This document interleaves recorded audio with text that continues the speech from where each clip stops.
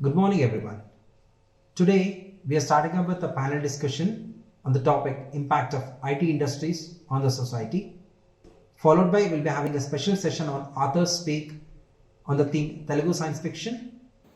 I am Aparna Sharma, student of BA English Honours in Padma Shri Padma Sachdev Government PG College for Women, Gandhinagar, Jammu. I am happy to declare today's conference open. Hi everyone, this is Tayde. Basically, I'm a VFX professionalist with more than 7 years of experience. I would like to thank Dr. Shri sir, who has given me an opportunity to be a part of Indian Association for Science Fiction Studies as a senior technical head. It's been 3 years with him, working as a technical head in the same field. And you might have not seen me, but you might have heard very well whenever I started giving guidelines to record a video with many of you people. I would like to thank everyone for cooperating with us and giving us your best output. Thank you so much. Hello everyone, this is Rahul Ji Malgan here. First of all, I would like to thank Shri sir for giving me this opportunity to work with IASFS. I am a VFX artist currently working from past 4 years, and in IASFS I am working as technical team member from this year. Thank you. Hello everyone, myself Uday Kiran Shetty. First of all, I would like to thank Dr. Shri sir for giving this opportunity for IASFS. And I am studying animation and VFX in Bangalore. And I am working as a technical team member in IASFS. Thank you all.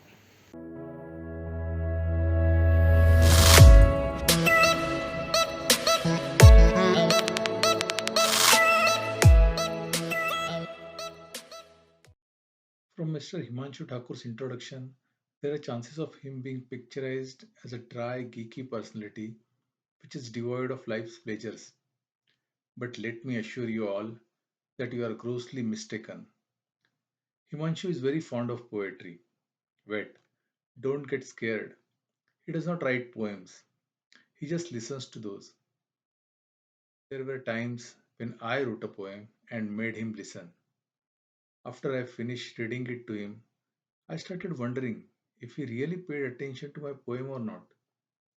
But after a thoughtful pause of a couple of minutes, he asked me to change just one word of that poem, and I must admit that it was a wonderful suggestion.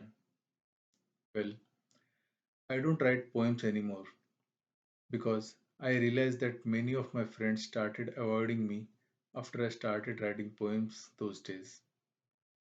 However, Himanshu still enjoys poetry, Ghalib, and Jagjit Singh.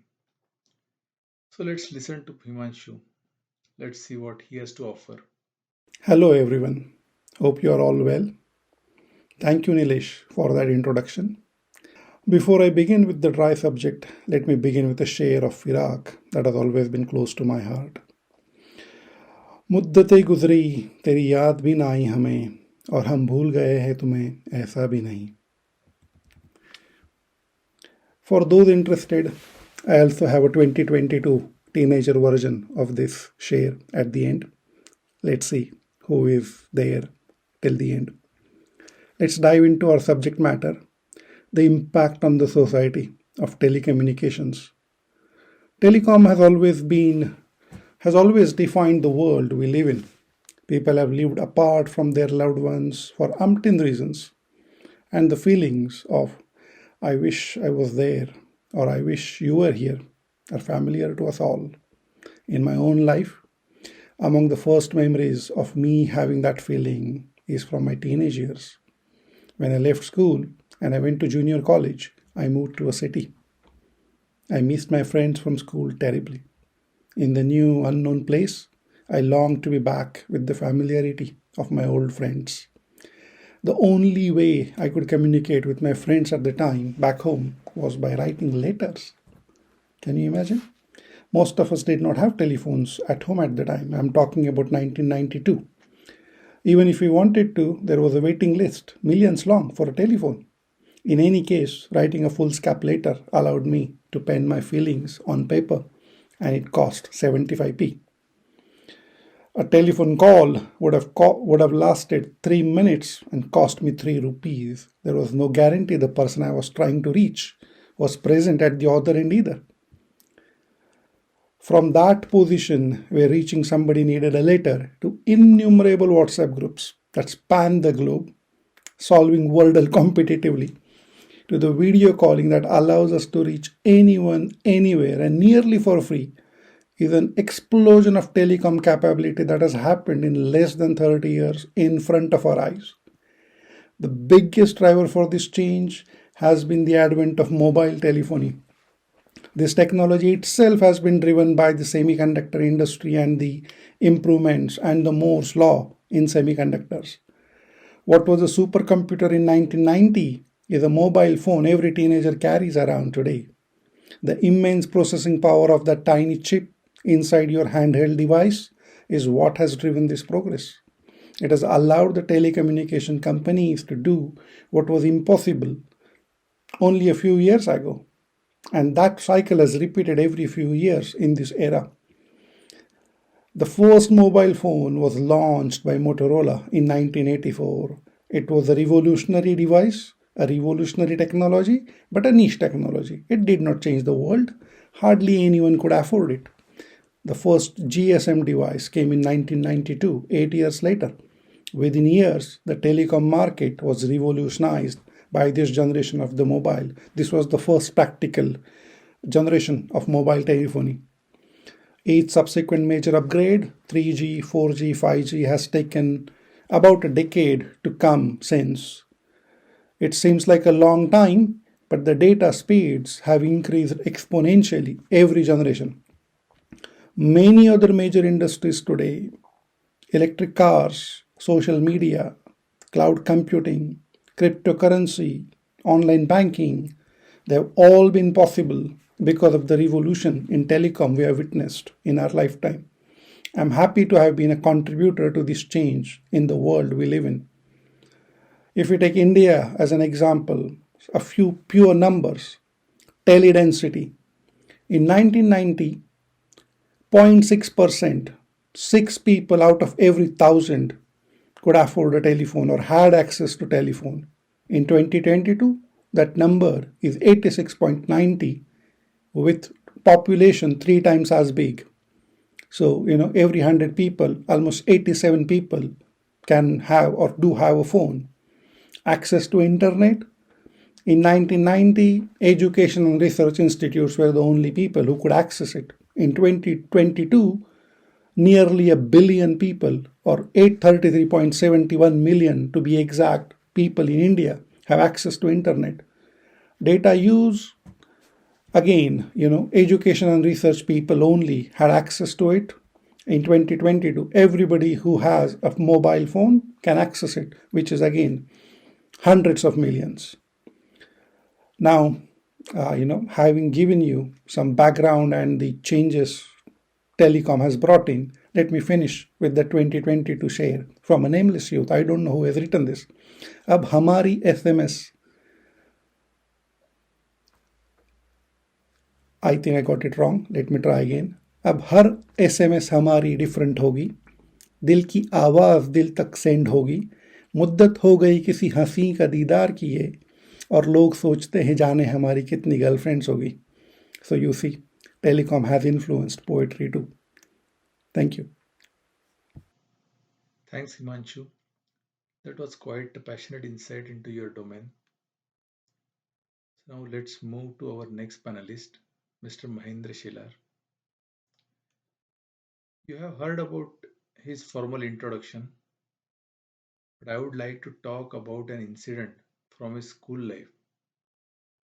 Well, he had a crush on a girl in his class, and he had planned to express his feelings to the girl in a love letter, but didn't know how to do that. But one day he came running and informed me that he had done it at last. I expressed my feelings in the letter and dropped it in her school bag, he said. What? Are you crazy? What if she complains to the teacher about you? I asked in panic. He said coolly, don't worry about it. I have managed that smartly. How? I was still puzzled. Well, I have not written my name on that letter, he declared with an air of smartness. So it was no wonder that such a person with a penchant for secrecy chose to work in the area of IT security. So now let's return to the business and listen to Mahendra about some major milestone in his domain which affected society. Have you looked at your trash? How much sensitive information that contains? Have you got an email from your boss asking for wire transfer or your relatives? If you are replying to that email, you might be phishing attack. So nowadays, with all this digitalization, the cybersecurity is even more important in our life. Back in early 1970s, Bob Thompson wrote a code program which could move between the computers, and it said I am the creeper, catch me if you can. So with that, the whole cybersecurity industry started early 1970s, and then Bob Thomas' friend, his colleague Ray Tomlinson, wrote another program that could not just move between the program, but it can also copy itself, and it's called Reaper. So from that Creeper and Reaper to that's when the first computer bomb in history it happened. And in 1989, Morris worm came. It was very widespread denial of service attack. Robert Morris said that, hey, I just wanted to gauge how big is the internet, but it infected 10% of the internet at that point of time, which was about I think 6,000 computers. So they had to disconnect all the network, clean the virus worm, and reconnect it back, the entire network. Think about that, in today, how big is the network or internet today, and if that happens, what will be the consequences? In today's digitized world, more sophisticated attacks are coming. Couple of years back in US, Target had a security breach, which over 40 million credit cards got hacked. So in today's world, with the digitization, the cyber attacks are even more complex, sophisticated, and to defend them, we have to make sure that we are doing the due diligence and taking precautions to make sure that the data that we have is secure. The current impact on our area, in my area of expertise, is that I work in healthcare industry, and in healthcare industries, patient usually used to go physical once a year, saying that, hey, if I have some medical condition, I will go to doctor. But nowadays it's completely different with digitization and the wearable devices that we have, like Fitbit, the iPhone, the heart rate sensors, the exercise trackers.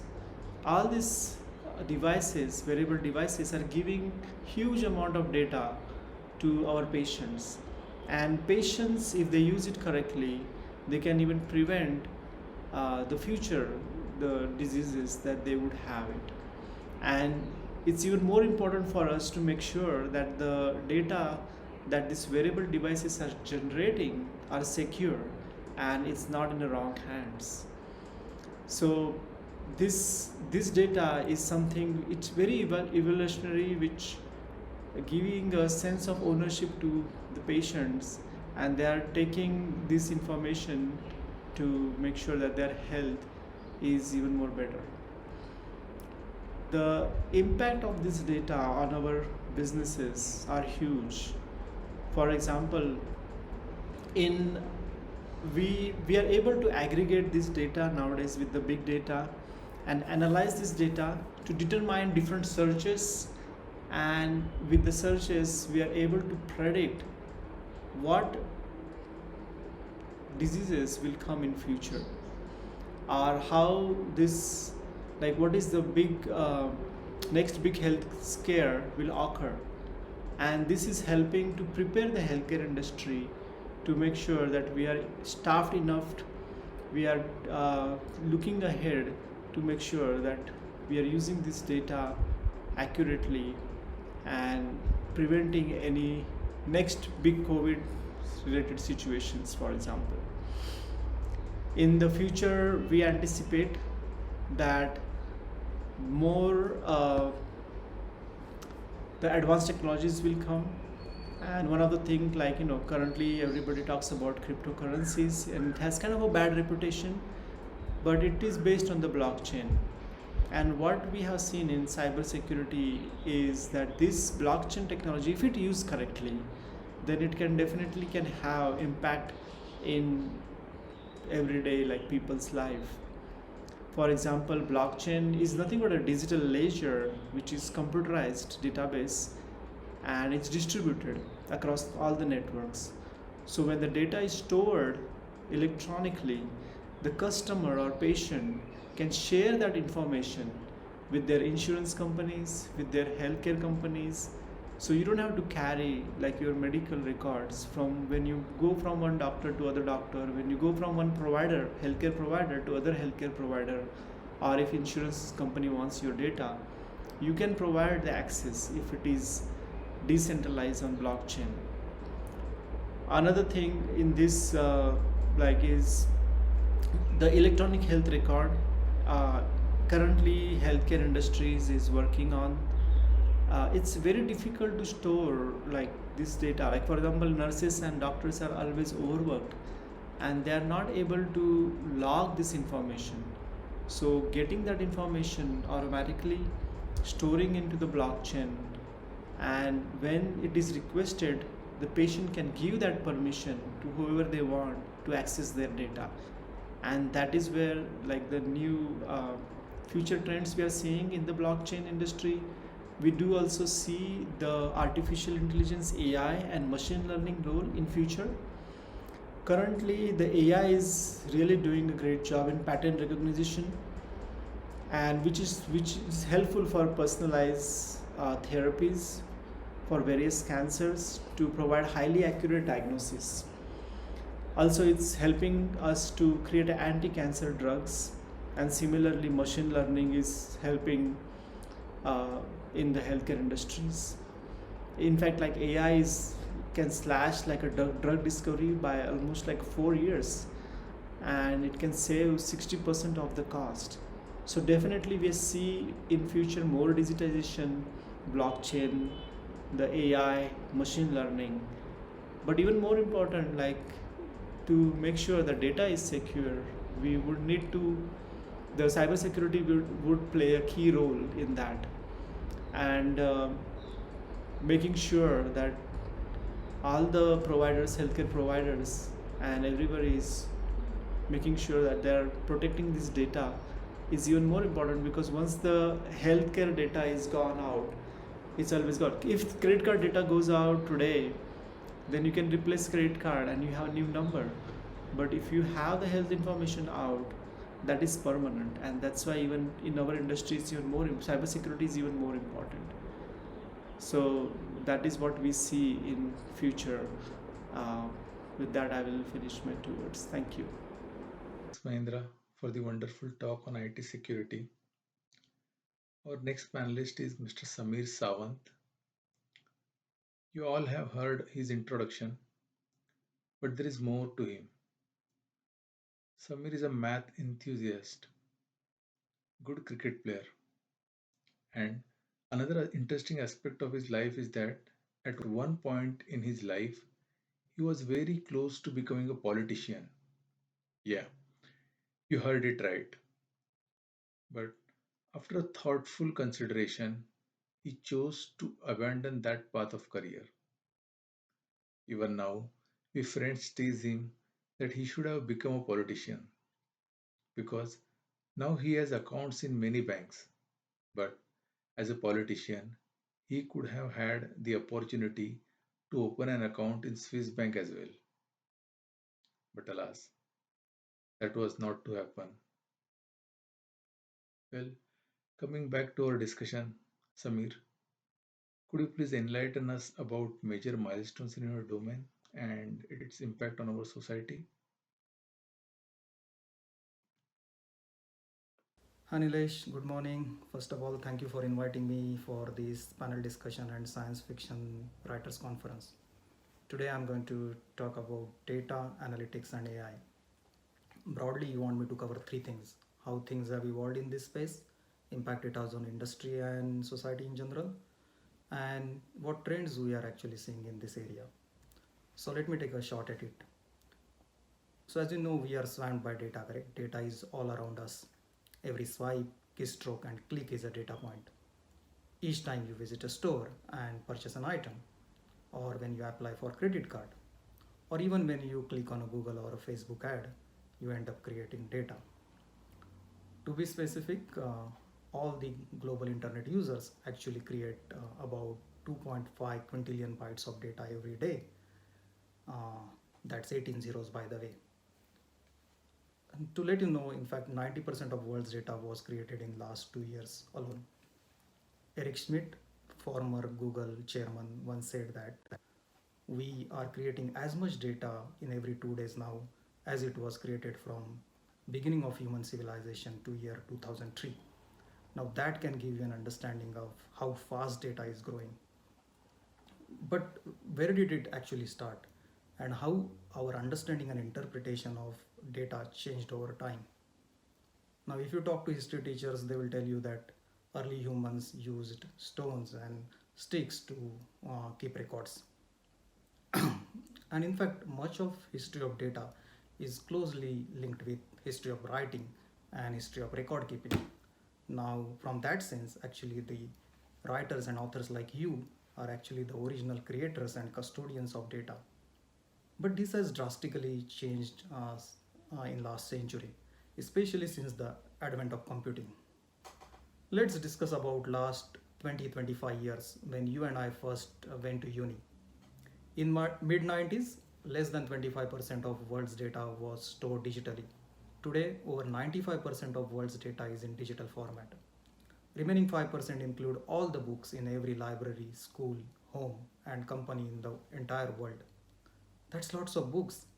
Yet all those books combined make up only 5 to 6% of all the data. Let's track the journey of data analytics over the same period. Through the growth of enterprise applications like SAP, Oracle in early 90s, then internet.com era, and obviously then the emergence of social media, mobile computing, smartphones in the first decade of new millennium, to the growing adoption of cloud computing and artificial intelligence in last 8 to 10 years. I remember when I first started working in technology field in early 2000, lots of data within the organization was internally generated, predominantly what we call as a structured data, the data which can be stored in a table in the rows and columns. We used to build enterprise data warehouses then to store, transform, and analyze that data. Mostly descriptive analytics based on historic data, called as business intelligence. Very less external data feeds, maybe some data feeds from organizations, suppliers, customers, and partners. But even that was predominantly in a structured format. However, with the growth of e-commerce, email communications, social media, and smartphones, we started generating lots of other forms of data, what we call as semi-structured and unstructured data, the data which cannot be stored in the structured tables in rows and columns. These data include email messages, photos, images, audio video files, text files, social media contents, tweets, etc. So this new data has three key characteristics: high volume, high velocity, and high variety, known as 3Vs. This requires new set of technologies to gather, transform, store, and analyze the data. And that led to emergence of what we know today as big data technologies. Enterprises started analyzing and targeting consumer behaviors and preferences, leveraging these big data technologies. For example, Netflix today knows what type of movies you prefer, which actors you like, what time you watch it, and even when do you pause. One of such great examples is House of Cards, American political thriller. Much before the series became successful, Netflix knew that if they pair actor Kevin Spacey with director David Fincher, it will bring big audiences. Netflix big data engine suggested that. So what's happening is that the more data you generate, the more data you have for analysis and consumption, and the more data you consume, the more data you generate. So there is this positive feedback loop. And also what's happening is that there is this convergence of all these new technologies like mobile, cloud, big data, IoT, and AI. They are further accelerating generation, analysis, and consumption of the data. These technologies thrive on each other, and it's only going to get bigger and bigger. So when you have this constant influx of new data, at some point you start thinking, can I make autonomous decision? That's where artificial intelligence, AI comes in picture. AI feeds on data, and data needs AI. AI and big data technologies also help us move from traditional descriptive analytics to predictive analytics to prescriptive analytics and even to autonomous decisioning. Let's talk about AI briefly. Just a couple of weeks back, I was at supermarket, and at self-checkout terminal, I was pleasantly surprised when the point of sales terminal automatically detected the red capsicum which I purchased. Now that's an application of AI. Thousands of images of red capsicum from different angles must have been fed to underlying AI and deep learning model, which help it to recognize as red capsicum and not tomato. Isn't that cool? It's convenience. It reduces time by enabling faster checkout and also avoids fraud. Artificial intelligence is already part of our everyday life. Image recognition, face recognition, personalized social media recommendations, customer service chatbots, Netflix, YouTube, Amazon smart recommendations, use of natural language processing to convert speech to text, digital assistants like Siri and Google Assistant, smart home devices are some of the existing everyday AI applications. Today, big data and AI technologies are being explored across all industries, from banking to retail, from manufacturing to healthcare, from defense to criminal justice, and even to writing as well. As authors and writers, I would suggest you to read about GPT-3. GPT-3 is smart AI application language prediction model that generates and writes text using algorithms that are pre-trained. They have already been fed all the data they need to carry out their task. I have actually read an article written by bot in Guardian using GPT-3. You should try reading it. And end of the day, see, these are all technologies and their usage are dependent on how we human use those. We have seen how big data and AI is used to manipulate public opinion and how fake bots are used to spread propaganda and fake news on social media. Genomic editing of human embryos leveraging data and AI is already subject of big debate. And that's where the regulations come in picture. Data is new oil is such a cliche, but like oil, data is good only if it is unadulterated. So stricter rules on data protection, data privacy, algorithmic accountability needs to be there, and that will reduce the extent with which data, machine learning and AI can be abused. Unfortunately though, regulations always move slower than the technology. Other thing we as an industry are struggling today is a huge skill gap to satisfy this demand of AI and analytics. And that's not only technical skills, but even the business skills to understand and interpret the data. Looks like the pace of data growth and need for analysis is outpacing the available skills in the market. So to wrap it up, Nilesh, imagine a future not much distant, maybe a few years from now. You're sitting back in your autonomous self-driven car to catch a flight for your month-long vacation in Hawaii. You're watching Netflix recommended, but actually the Netflix produced movie based on your liking. And while you are away on vacation, your smart refrigerator decided to stop ordering your groceries, but ensure that you get your bread, milk, and eggs delivered on the day when you are back from your vacation. And more importantly, when you are away, your personal digital assistant wrote an article as per your writing style and kept it ready for your review and submission. How would you like that? Thanks, Samir, for enlightening us about the new oil, aka data. Our next panelist, Mr. Mangesh Tayde, has already been introduced to you. However, I have something more to share about him, and that is, he has got a gift of a wonderful memory. he can tell me some 25 years old conversations which I obviously would have completely forgotten. And amazingly enough, he remembers each sentence out of that conversation. Now you might say, what's big deal about it? Even our wives possess this superpower. But wait, there is a big difference. Your wife will remember only things like when you forgot her birthday, anniversary, or even worse, your mother in law's birthday, or how you, in your unguarded state of mind, termed your brother in law a useless fellow. But with Mangesh, it is altogether different because he usually remembers only those dreamy, flattering details of our lives when we were young. I'm sure you understand what I'm referring to. I'm even planning to appoint him as my official biographer because of his memory, of course. Well, enough about those good old memories for now. By now, you might have started speculating on the next topic. So, let's take stock of the next topic. Let's trade, invest our time wisely.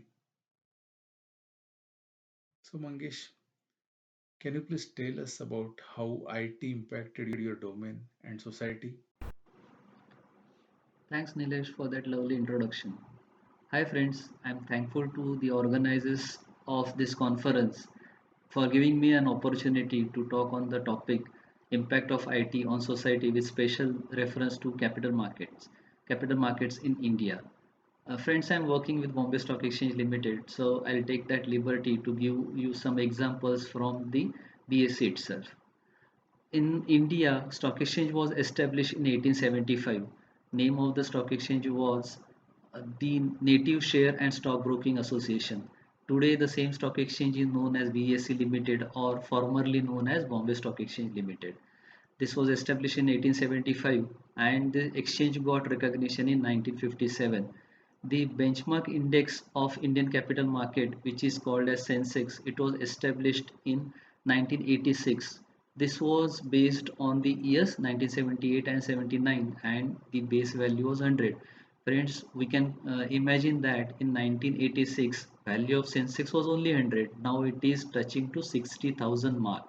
This index, that is Sensex, considered top 30 companies of BSE which are listed on BSE. They can be called as large companies or very liquid companies. It's a pride movement for all companies to become a part of Sensex.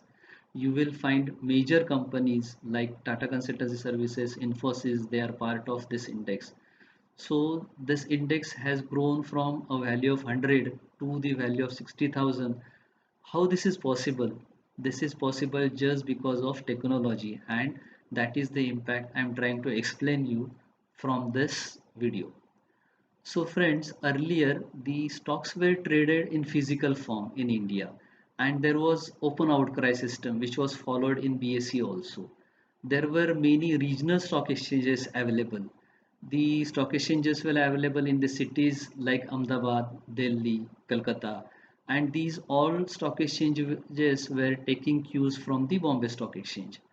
But once the in 1990 the screen-based trading was established, then the trading started to move faster as compared to the physical mode of trading because the stock exchanges established depositories also and they established the clearing corporations also. Earlier there was a 15-day settlement trade cycle, but due to clearing corporations and depositories, this settlement cycle got reduced to 1 day itself. And the physical mode shares were getting got converted into the electronic mode shares. Earlier, when someone was selling the shares, he was sending it to the broker will bring it to the stock exchange will note it down in its records, and then it will move to the buyer. This was taking too much of time, but once the depositories were established, this got all eliminated and the shares got converted into electronic mode. Now any company is coming with an IPO, they have to bring all those shares or issue all the new shares in the demat form. That much transformation has already happened. We can consider a situation where only equity was offered, but afterwards, uh, because of the technology, the stock exchanges started offering new products. Derivatives came in, options, futures, currency came in, and the new products like ETFs, means mutual funds, and debt products were also launched. REITs and InvITs are also in. They are also already listed on stock exchanges. Stock exchanges have provided a separate platform for SMEs and SME startups also. BSE itself has 300 plus SMEs listed on its platform and around 5 startup companies also listed on BSE's platform. Friends, if we bifurcate the complete capital market domain into two separate segments as primary market and secondary market, we will find that in primary market also many new changes have happened. Both the exchanges are providing separate platforms in primary market domain for new companies to bring in their IPOs, or taking facility of OFS, that is offer for sale, or uh, going for OTB, that is tender route buyback or acquisition or delisting. All these can happen on a separate platform. The market intermediaries are connected to each other. Investor can go to broker's app, he can select IPO and punch the order. Once the order is punched, that trade will come to the exchange. What exchange will do? It will pass that trade to the depositories first for DP and PAN validation, because only valid trades can be sent to sponsor bank. Once it is established that the DP and PAN are valid, it is sent to the sponsor bank. Sponsor bank is going to send it to NPCI, and NPCI will send it to the investors bank. Investors bank will create a mandate for this investor, which will be sent to his mobile. He will accept the mandate and a lien is marked in his bank account against this particular IPO. This all transaction is happening in fraction of seconds. Earlier, these transactions were taking too much of time. Physical forms were getting submitted and they were reaching to the banks, and then the money was getting transferred. Hell, lot of transactions were happening that time. Now everything is happening is just T plus 6 days. The company is getting listed in 6 days itself after the process.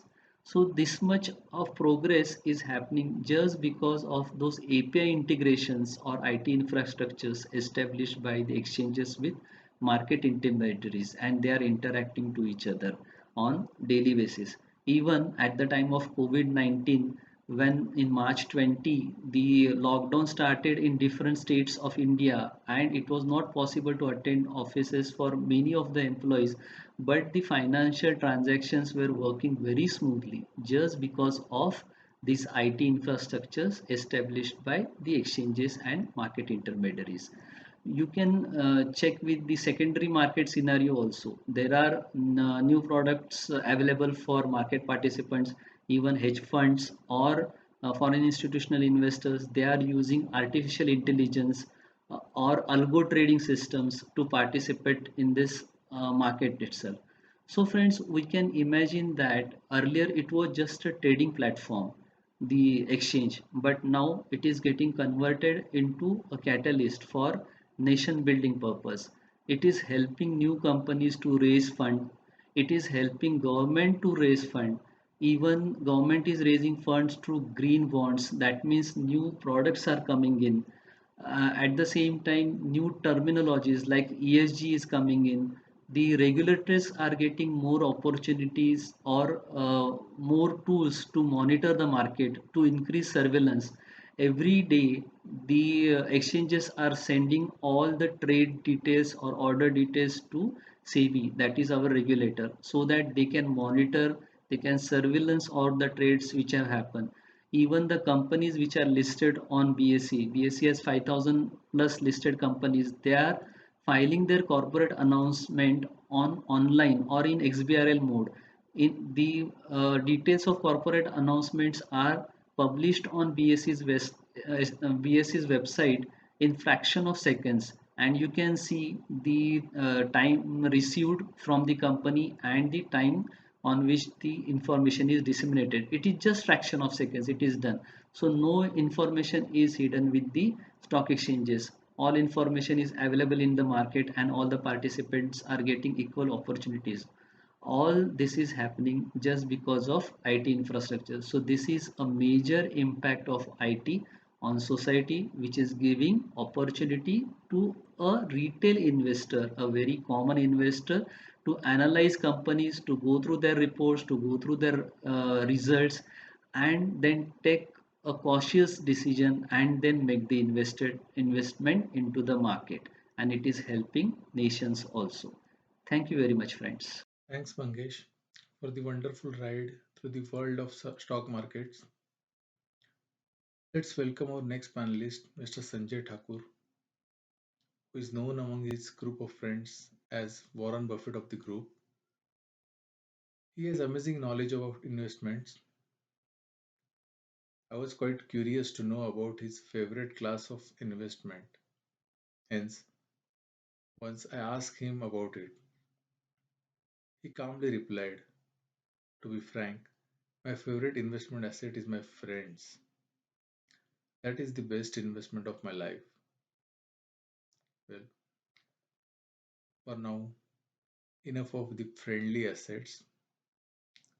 Let's listen to Mr. Thakur, what he is going to share about regular investment assets and other areas of his expertise.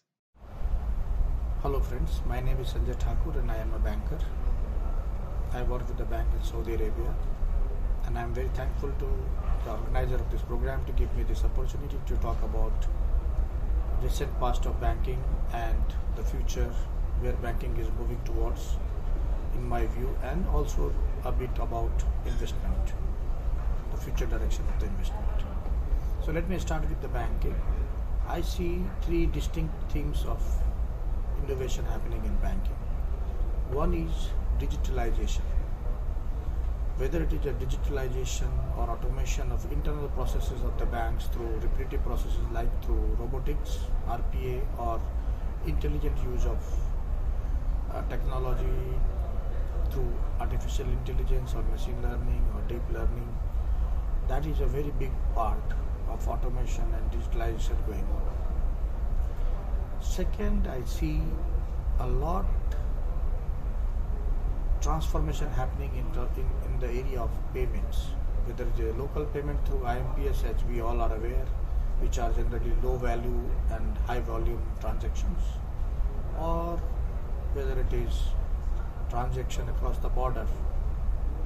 SWIFT, which is a traditional way of doing transfer, is losing sign in every way, every day pass through. There are new technologies, new processes coming in this. Third is open banking concept. So there are endeavor at multiple country level, almost every country level, where you have a single application to access multiple bank accounts and access them, use them.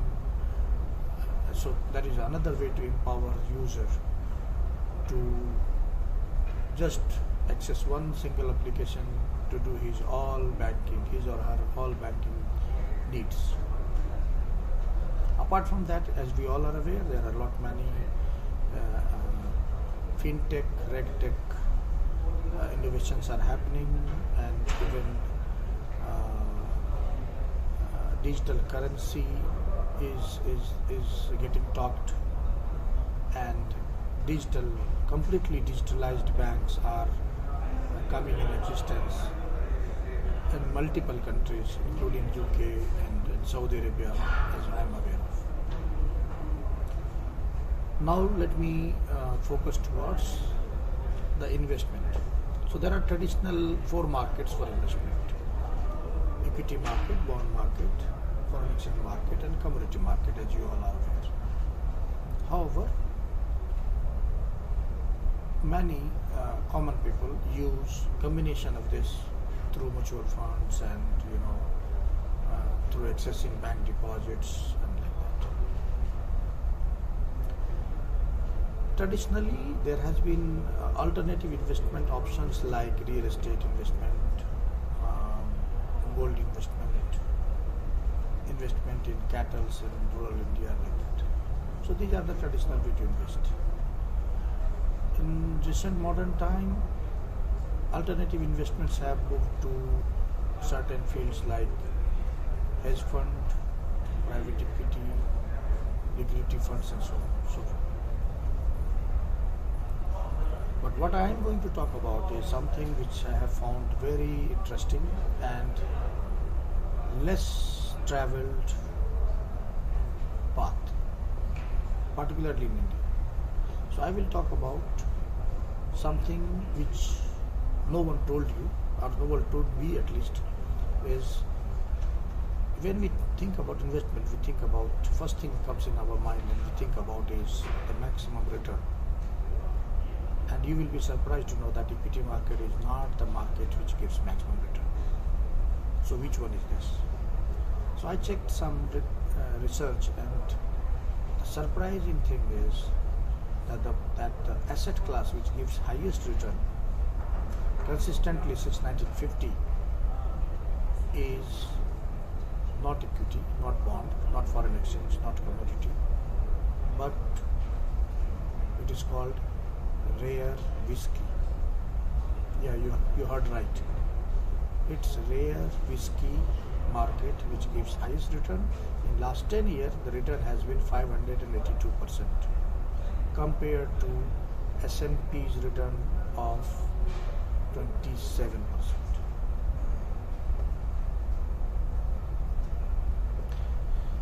So the most or the highest paying market is rare whiskey market, and the second highest, I would say, is the fine wine market, which is around 200% return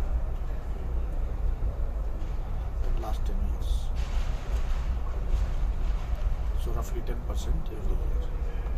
These two markets I would like to talk. There are other also like vintage cars and vintage watch and other alternative investment markets like art is one of the prominent. This also gives around 180% in last 10 years.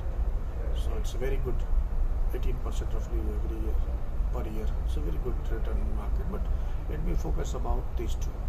So why I am very much particular and recommending about rare whiskey and fine wine is, one, they are tradable. There is an exchange for them, so you can sell and buy fine wine at LiveX exchange in UK. So it is a liquid exchange relatively. Second, it is not just the return which is important. Of course, that is the most important thing we all think. But another thing is that rare whiskey and fine wine are considered a very good hedge of inflation and even fall in equity market. You can hedge through them. So research suggests, like gold, in the old days, people used to invest in gold or even real estate to fight with inflation, cover losses in equity market and like that. The correlation of fine wine and rare whiskey is very high compared to even gold to equity market and even the GDP. But one very important thing I would like to say is that one additional quality which fine wine and rare whiskey market has is that when market goes down, when equity market or GDP goes down, gold goes up and so fine wine and rare whiskey goes up. But when it is business as usual, meaning that when equity market goes up, when GDP is growing up, generally gold goes down, but fine wine and rare whiskey doesn't go down, which means it is a hedge in bad time, but in good time it maximizes your return. That is one of the particular and rare quality this asset class has, and I recommend for this. I strongly believe that in the next 5 years a huge investment will go into this area from India. Already Europe and US is quite investing in this area, but for India it is still very nascent, and I believe it will have a very good future there. With these words, I again thank the organizers and say I pray and I believe your investment journey will be fruitful and you will get higher return with minimum risk. Thank you very much. I am grateful to Dr. Sanjay for opening his cellar of wine. Sorry, I meant cellar of knowledge for us. This marked an apt conclusion of our panel discussion. I am thankful to IASFS, Dr. Shri and other members, volunteers and attendees. I also thank the panel members for taking time out of their busy schedule for participating in this discussion and providing some useful insights in various domains. Thank you once again.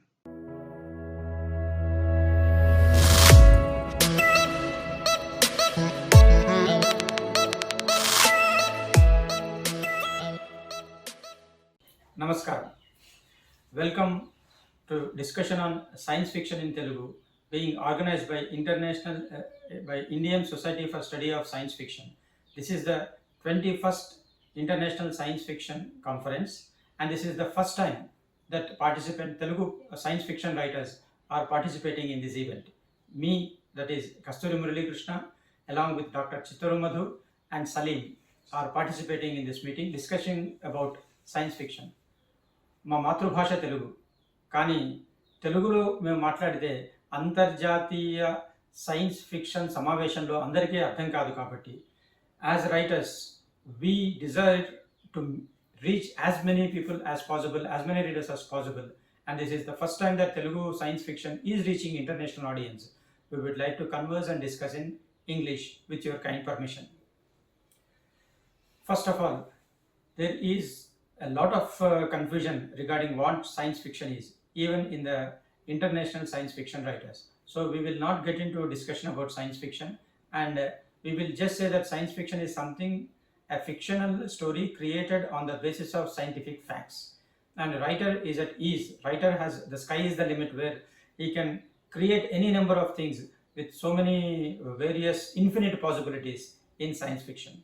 So as writers in Telugu, a regional language, we face many difficulties in reaching out to international audience. Today, we who have been writing science fiction as with dedication, with determination, in spite of so much of being not recognized or not being talked about, and indifference from readers as well as critics, we have been continuing writing science fiction. So we shall be discussing all these aspects today with Dr. Chittaru Madhu, starting with a brief introduction of himself, and then discussing the history of science fiction in Telugu, how science fiction started in Telugu, and what is the present status. Dr. Madhu. అందరికీ నమస్కారం. నా పేరు doctor చిత్తరు Madhu. నేను తెలుగులో science fiction రచయితను, వృత్తి చేత డాక్టర్ను. హైదరాబాద్లో గత 3 దశాబ్దాలుగా వైద్య వృత్తిలో ఉన్నాను, రచనలు చేస్తున్నాను. నాకు ఈ అవకాశం ఇచ్చిన Indian society for the study of science fiction వారికి నా కృతజ్ఞతలు. Greetings to all of you, all of my fellow science fiction writers from India, from other states, as well as international science fiction writers in this 21st International Science Fiction Conference conducted by Indian Society for the Study of Science Fiction. And I thank the organizers for having invited us to this conference to tell you about our work and our problems, and especially to Mr. Narahari, Secretary General of this organization. I thank all of them. I will introduce myself as Dr. Madhu Chittaru. I am a doctor by profession, and Many people ask me why I have written mostly science fiction novels. My first science fiction or medical fiction thriller was written in 1989 and 1990. The name of the novel was ICCU.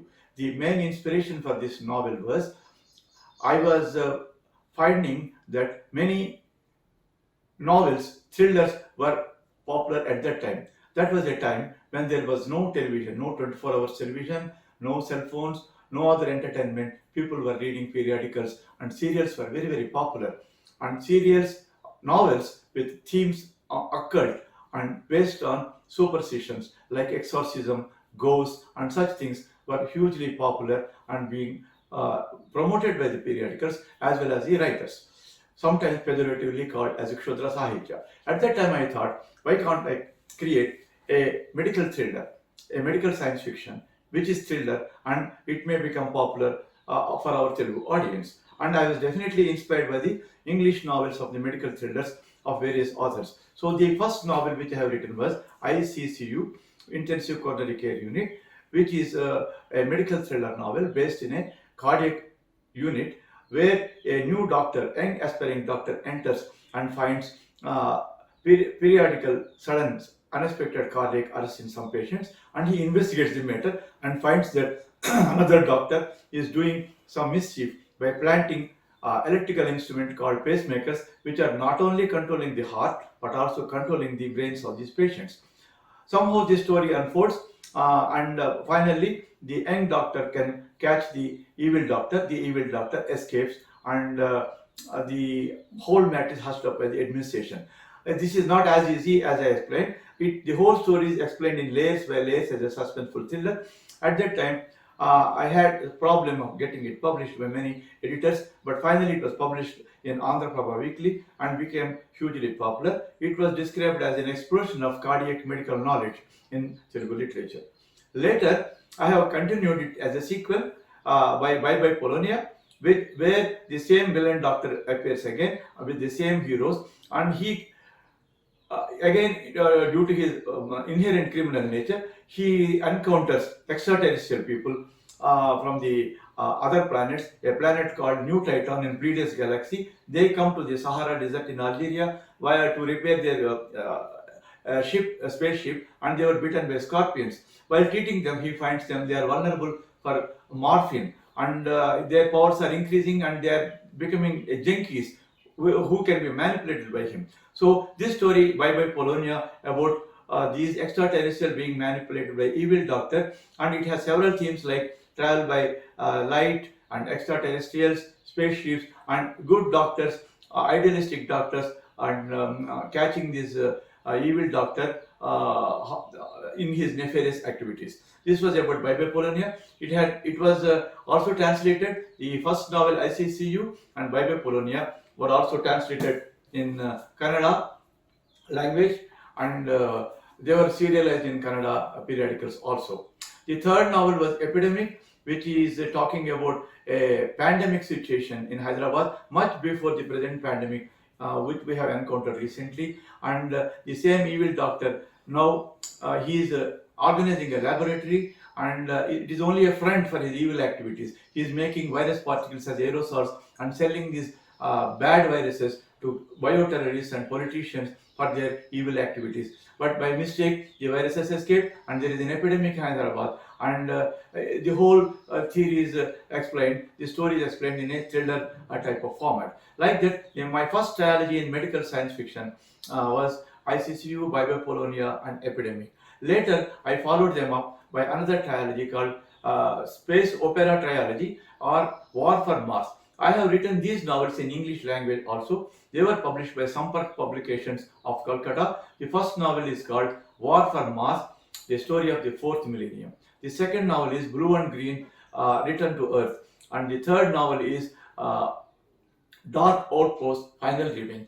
In these three novels, they belong to a subsect of science fiction called space opera, and the setting of the story is in the future. that is in the 4th millennium, that is 3465 AD. The Earth is changed, the solar system is developing with so many colonies, and there is interplanetary travel much developed, and there are space platforms, and there are robots, and so much change in the international or interplanetary climate. So I have taken this futuristic atmosphere and have created a space opera trilogy, War for Mars trilogy, and the same thing I have translated and published in Telugu with the names of Kujudi Kosam, that is the first novel, and Neeli Akupacha in Telugu, that is the second novel, and Bhuminunchi Pluto Daka, that is the third novel.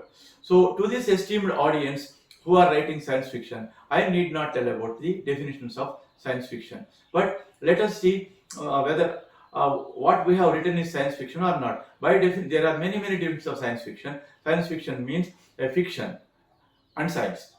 Fiction based on science, the present day facts of science. So you take the present day facts of the science and develop a story what can possibly happen in the future.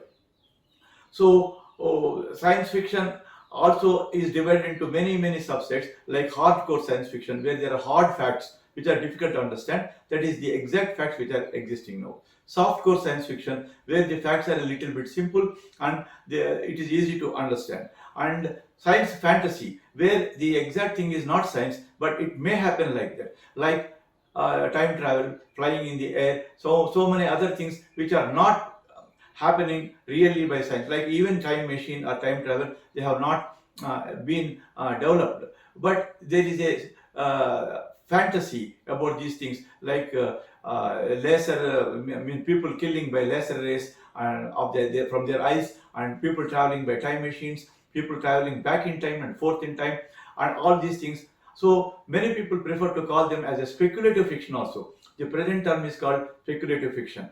And other things like military science fiction, where robotic armies are there and robots will fight, and cyberpunk, where example is a Matrix, where there are machines are ruling the world, and science fiction horror, there can be horror in science fiction also, like that space opera, where, as I explained before, the story, a romantic story between two empires, which contains a lot of descriptions about the futuristic warfare between the evil empires and the human empires, which try to occupy the solar system and the whole Earth. So I have created the space opera science fiction in Telugu for the first time, and recently I published another anthology of Jed science fiction, which contains the present day topics in the science fiction. I decided to write about each topic of the science fiction, which is earth-based science fiction, like zombies, robots, and driverless cars, artificial intelligence, and some medical topics. This was the last book I have written, and I plan to write many more like these short stories in future. Thank you, Dr. Mahendra. And now we have Mr. Salim. Salim is a Sahitya Academy Award winner for the novel, and he is a prolific writer of both stories, novels, and now he has turned towards the science fiction writing. So Salim Garu, now please elaborate and tell us how you got attracted to science fiction and what are the themes that you have created in science fiction. Namaskar to all of you. I am in literature for the past 4 decades. So far I have written 27 novels and more than 300 stories. Most of the themes are the societal problems faced by downtrodden people, women, especially Muslim women. With regard to science fiction, I am a latecomer. Only for the past 5 to 6 years, I started writing stories and novels in science fiction. I think Telugu readers, they are not much interested in science fiction. Telugu readers, they want to connect to the story emotionally. They want to identify themselves with the characters of the novel or story. For this purpose, they are more attracted, or they read more the romantic stories or thrillers, crime thrillers. In my opinion, I think to understand or appreciate a science fiction story, one must have basic scientific knowledge, especially knowledge about physics and astronomy.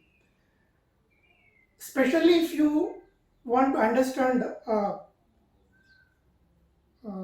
themes like parallel universe, you must definitely have a scientific knowledge, which is lacking in most of the readers in Telugu.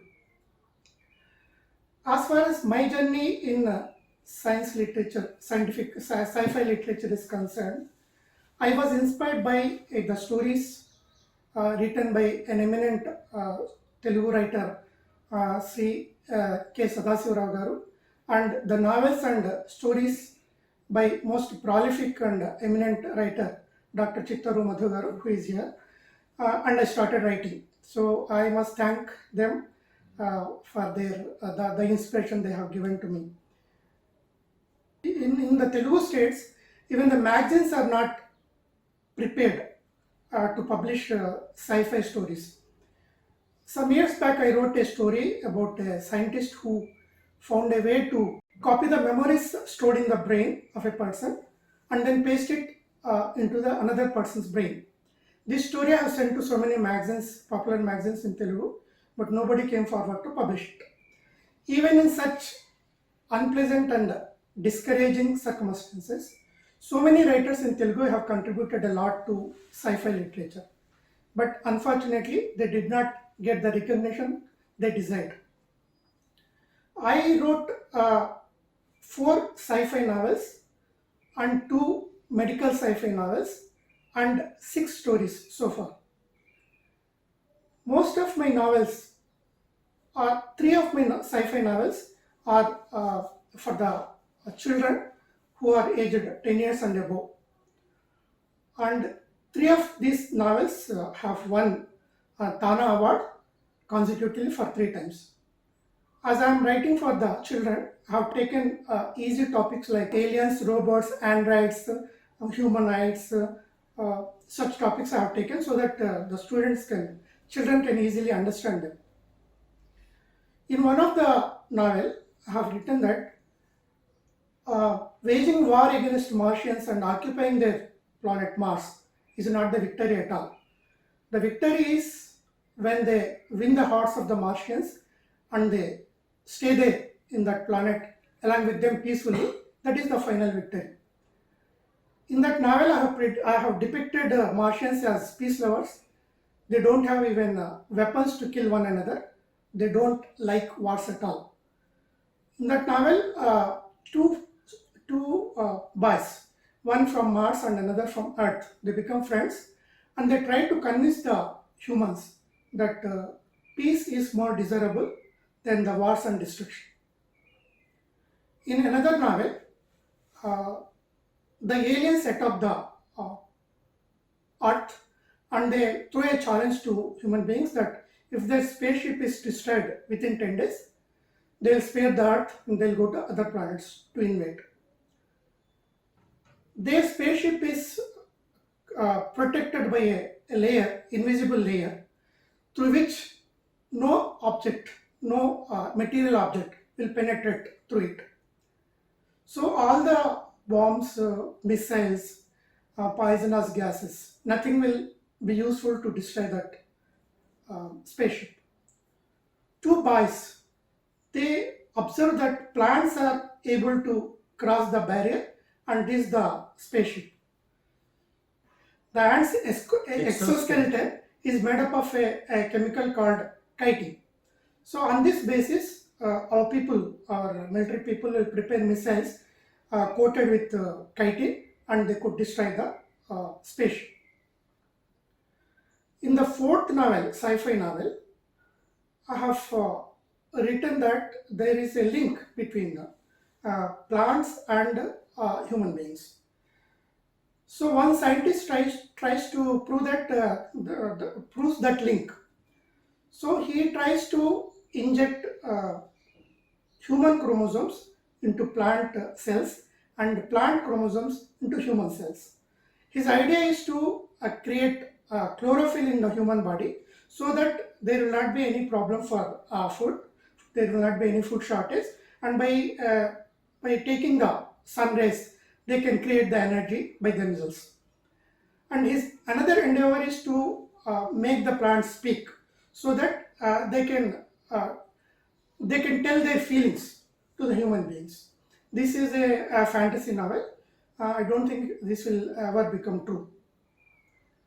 As far as my stories are concerned, most of the stories are about androids falling in love with human beings, humans occupying the other planets, aliens coming in the guise of human beings to destroy the human race.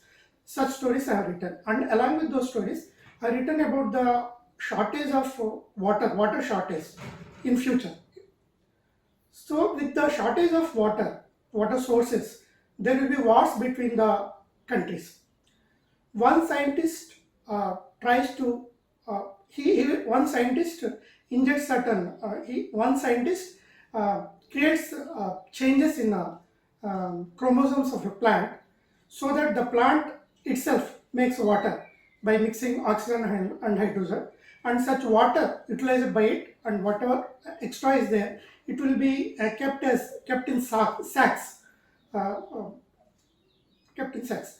So only thing is we have to plug that sack and drink the water. MNCs enter into the arena and they want to monopolize the water sources, and they bribe the scientists, and they take the that scientific formula, right? They take the scientific formula and they monopolize the water sources. After that, how the country suffered due to that is the story. I have written two medical sci-fi novels. One is about HIV and AIDS, which had won me Central Sahitya Academy Award. This had been translated in English with the title Silent Storms.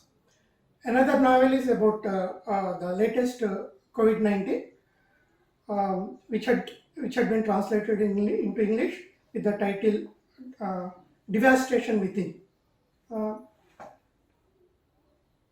As far as I am concerned, when compared to the other writers, like eminent writers like Madhu Garu and Sadasura Garu, I have written very, and Kasturi Murali Krishna Garu, I have written very few stories and novels. But in future, I am very much interested in writing more novels. Actually, the novels written by me three of them were novelettes. They are not novels because I have written for children. So in future, I want to write novels, full novels, and trilogy. Only Chittaru Madhu Garu himself has written trilogy in science fiction. I too want to, because I am his disciple, I too want to write trilogy in future if time permits. Thank you. Okay.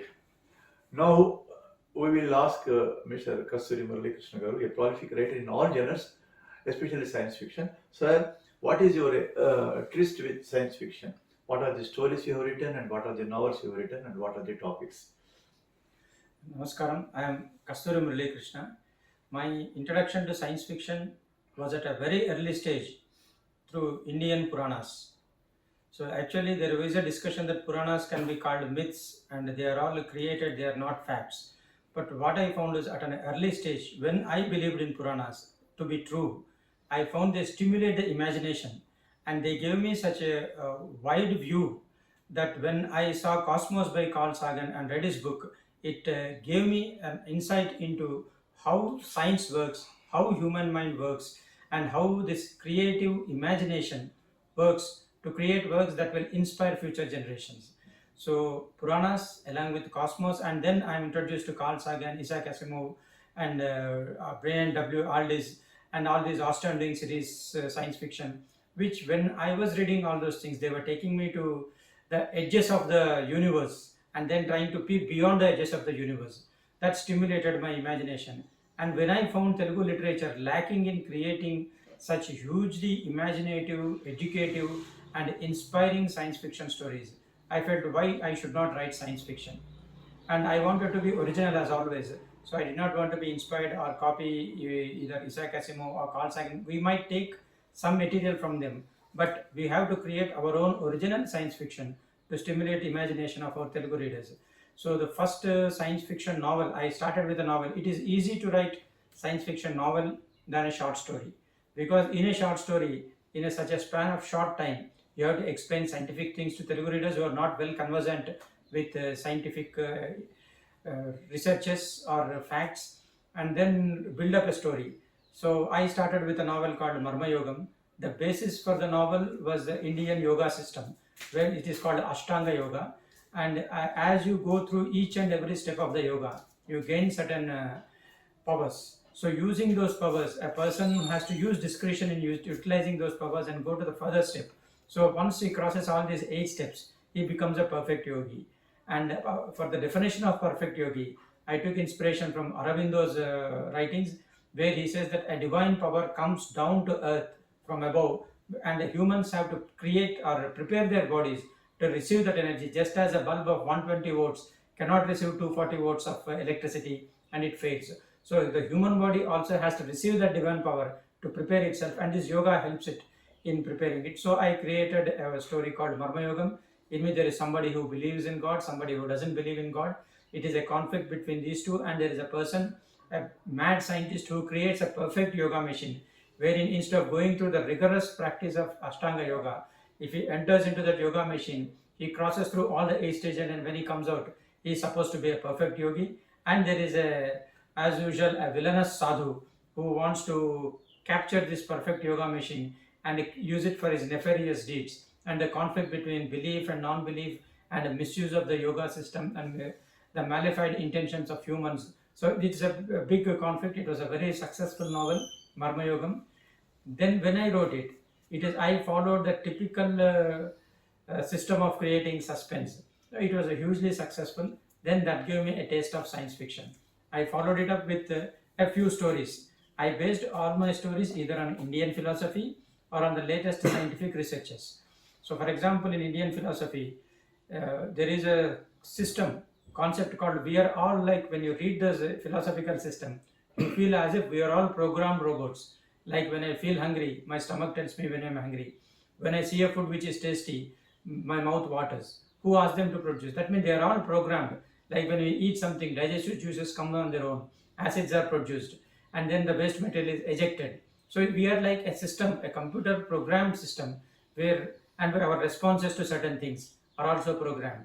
Then I created a story based on nano robots. Like a person creates, like in our body, there are white blood corpuscles which fight against any foreign body that is entering our body and keeps it healthy. So my scientist creates nano robots which are like white blood corpuscles, and they enter the body and fight against all foreign bodies, and they are self-sustaining, like they derive their energy from the body, and this way slowly over a period of time they replace the white blood corpuscles, and the body is run by these nano robo white blood corpuscles created by scientists.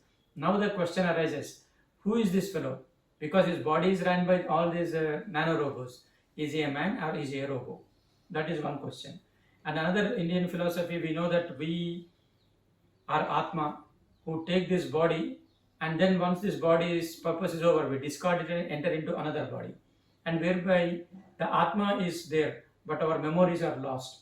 So I created a story called Keek, in that a person is programmed for all his desires are all controlled, and once his system is very soft, he starts getting human emotions. Then he'll be taken to the lab, all his memories are wiped out, and his memories are entered into a separate body. So this system of Atma taking one shape to another after death, I have created this story. The same way, most of my stories are based on Indian philosophy, and they are original. Like and I took human nature. There is a story called Ventalgis Barudu, where in a Ventalgis is a very nearby system, galactic system, where there is a separate civilization, and they find a small child ejected from Earth when all Earth humans are got destroyed. To preserve, it is a human tendency to preserve themselves. So when this child enters the Ventalgis civilization, they do not want to this, because humans are evil by nature. They destroy everything. So they don't want this child to enter. But the moment they see his innocent smile, they allow him. But they don't know that behind the innocent smile, the malified intention and evil lurks in human beings. So this way, I have created all this kind of psychological and science fiction. And there is another science fiction which I wrote called Adhiratra. There is a planet outside in the solar system where there is no crime committed, but a crime is committed there. And to investigate it, they take a detective from Earth to that Atiratra Graham. And in Atiratra Graham, he finds that actually it is the animals that run this Graham. There are no humans in that. Animals project themselves as humans to this fellow. And in fact, they brought him for other purpose, to procreate. So all these things are written. But where I failed was, I tried to use Puranic names like Kundodara, all those things, which are very new to our readers, and they could not identify with the characters. So this is one lesson I learned is for Telugu readers. Sir, in this context, I would like you to talk a little bit about the relationship between myth and science fiction. Can you talk a little bit about Indian mythology and science fiction? Did you find any similarities? I found that the moment you call it fiction, it becomes not a fact. But our Puranas are facts. So people have seen them, they have written about them. Because of our ignorant state, we call them myths, we call them created or anything. But I find a lot of science in them, because ultimately there is a proverb that a scientist with great difficulty climbs atop a mountain and he finds a philosopher there already discovering the truth. So that is how Puranas and science are, and there is a misconception that science and our religious or Puranas, they are at war with each other. No, they complement each other, especially in Indian philosophy. You find science and these philosophical tenets complementing each other. Just like I told you, Bhagavad Gita says that Atma is permanent. It changes from one shape, discards one used cloth, like a used cloth, discards the body and goes into it. I wrote a story based on that. And there is, in our Kathopanishad is there, where he talks about death. But the moment he understands what death is, and to tell people, he needs a physical form. So you have to become a part of that bigger consciousness.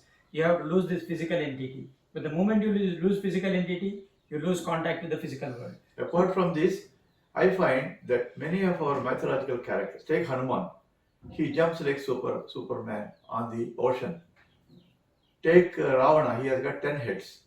And there are certain things like parallel universes. The present day Earth-based science fiction talks about parallel universes, 11 types of dimensions. We are already having Patala, Atalara. So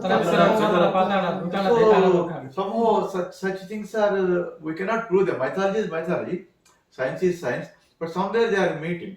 Many things, in the same way, this artificial insemination or something like in Mahabharata, where Dronacharya is born from a pot where they put the semen and something, children are born, embryos. So some concepts are there which cannot be proved, they are in the Puranas, but they are also now coming into popularity. Like so there is some relation between myth and science fiction. The thought that Puranas have to be proved itself is wrong.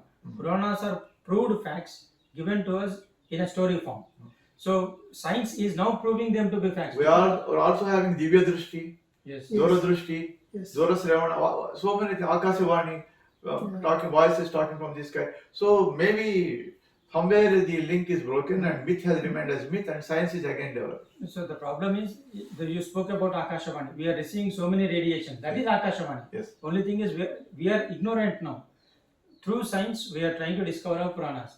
That is where I write my stories or novels or whatever it is. For example, my Punasrushtiku Purutinappulu, I wrote a story and a novel based on the same thing, parallel universes. One goes through wormhole, goes into another universe. He searches there and comes back to Earth. When Earth is destroyed, the moment they step on the Earth is waiting for them because they are all bacteria and everything. So Earth turns these humans into trees, and again a new creation is born. And then I wrote another story whereby they create a kind of greenhouse in Saturn. Yes. And in Saturn, Titan, the upagraham of Saturn. Yeah, and in that, because they have created all the trees, the bacteria come, and again the different kind of creation takes place with all the geological systems happening, and man is evolved. So these kind of stories through science fiction, I think we can prepare the future generation to face their times. And for example, I wrote a story about interactive games, which when I wrote it, interactive game did not enter into Indian society. Correct. And the ill effects of interactive games, the evils that they produce and the crime that they produce in children. So that is becoming a fact. I think this is the way we have to create science fiction, where we have to observe society, put it into future, giving the perspective of what future is going to be, so that the readers or the generations will be prepared to face future Yes. with a positive frame of mind, not a negative frame of mind. So this is the science So fiction. what I feel is, when we create science fiction, many people, many critics, literary critics tell, what is the use of these things? We don't know anything about science fiction.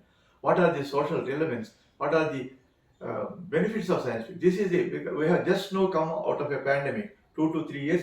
We have lived by a tremendous pandemic where almost lakhs of people died. Even the developed countries have to shut down.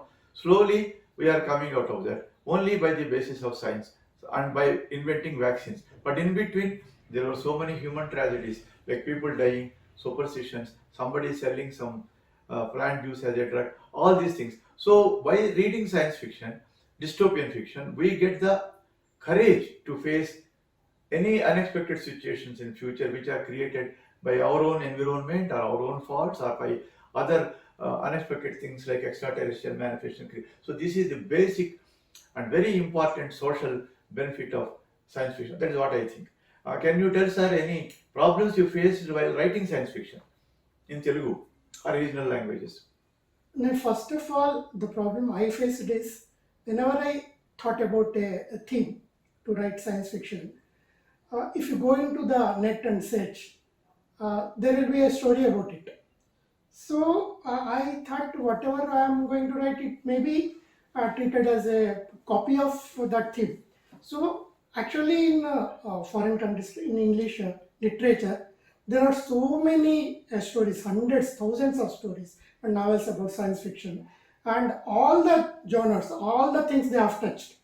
So I think whatever we write, we have to take that scientific fiction or fantasy or fact, whatever it might be, and we have to write in accordance with our region, our people and how they are living and how it is attributable to them, how it is involves their life and how it affects the life of what I experienced is, while writing medical fiction in the first novel ICCU, readers complained many of the terms we don't know. So myocardial infarction, that is heart attack. Pacemaker, what is the name I have to give? So cardiac arrhythmia, so many things, medical terms had to be explained in Telugu. This was a problem. We have to develop our own colloquial terminology in the regional languages, or maybe one common terminology for, like in Hindi, a common terminology for all the science fiction, like robots. I had a doubt, robot or robo, whether T is silent, robo we have to say, or robot we have. Both were correct. So there were so many things, interstellar travel, whatever, travel between galaxies. So many terminologies which, when we have to explain to the regional language people, there are problems, and everybody, as we evolve, we have to find a way to solve this problem. Actually, in writing science fiction in Telugu, we have to fight against three different aspects. Yes, sir. One is, as you said, the language that you have to see, because readers are unfamiliar with scientific terms and terminology and concepts. We have to explain them in our stories.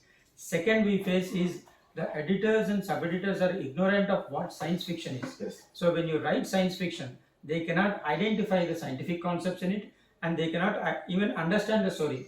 For example, recently I wrote a story where a man, we have to wear space suit when we go into another planet. Instead, he creates a mechanism whereby human being's body changes according to the situation in the planet. That means he not wear a space suit, but he himself changes. So in that, I sent a human along with his cat, and I showed that cat becomes more intelligent than human because it can adapt to so many. We need so many things to see extra things, while cats, they can perceive things. Yes. So I said cat is more adaptable to another planet's environment than a human being. Human becomes inferior there. It is not like the concept at all. It is not, so this is, again, you have to fight against this. Third is indifferent or ignorance of Telugu critics. Actually, critics are like a bridge between writer and the reader, and they have to build a bridge where they themselves know how to build a bridge. They themselves don't consider science fiction as an art, as a form of story writing. Yes. Then how are you going to reach the people? Like, you have to write the story, publish it, explain the story to critics, explain the story to readers, explain the story to editors. So this becomes a huge gigantic task where you spend most of your time in fighting these people to make them understand what science fiction is, what you have written. So these are the three. The third one is a major thing, and the fourth one, unsaid one, is that when you write in a regional colloquial language, you don't reach out to other parts of India. Like if you write in English or Hindi, you have a huge audience. Yes. You are noticed. Even when foreigners come and do research in India, they talk about English, Hindi, Bengali and Marathi science fiction. Marathi, because Jayant V. Narlikar has written. Correct. Is a famous astrophysicist. Also Satyajit Ray. Satyajit Ray, Bengali, you know Satyajit Ray. Yes, yes. Because his IT, which is copied, said to be copied by Steven Spielberg.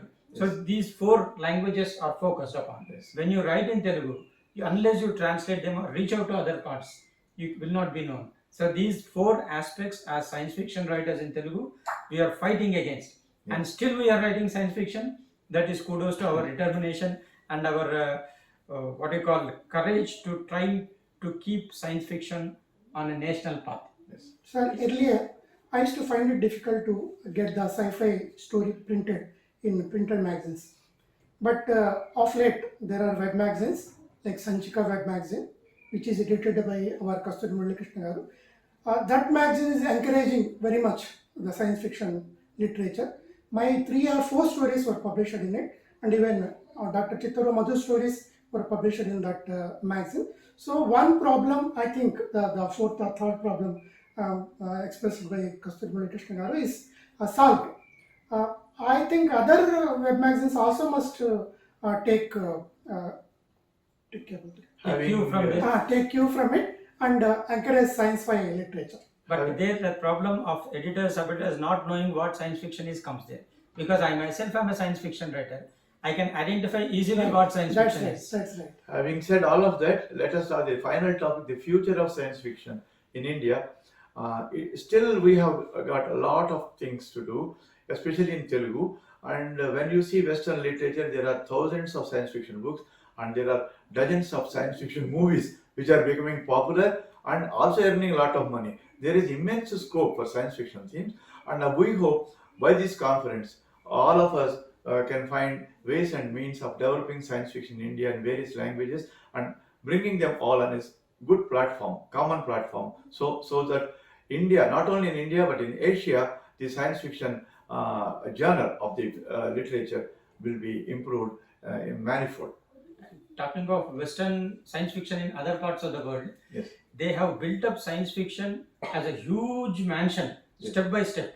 They have astounding story series. Every year they give awards to get best science fiction writer. They print best science fiction stories, best science fiction novels, best debut science fiction stories. So that way science fiction has developed into a huge mansion where it is developing scientific temper in readers in the society also, and science fiction writers are also prospering. Yeah. That kind of scientific temperament or atmosphere. I agree, sir. Even the great literary organizations of India like Sahitya Academy, Kendra Sahitya Academy or regional Sahitya Academies are giving only a second place to science fiction. I think there must be awards in science fiction like Hugo Award or Nebula Award in the international forum. And in India also, somebody like Mr. Narahari or the International Science Fiction Studies or Indian Society for Science Fiction Studies, they should come up with awards like Nebula or Hugo Awards for the Indian science fiction writers, so that the science fiction writers will get encouragement and the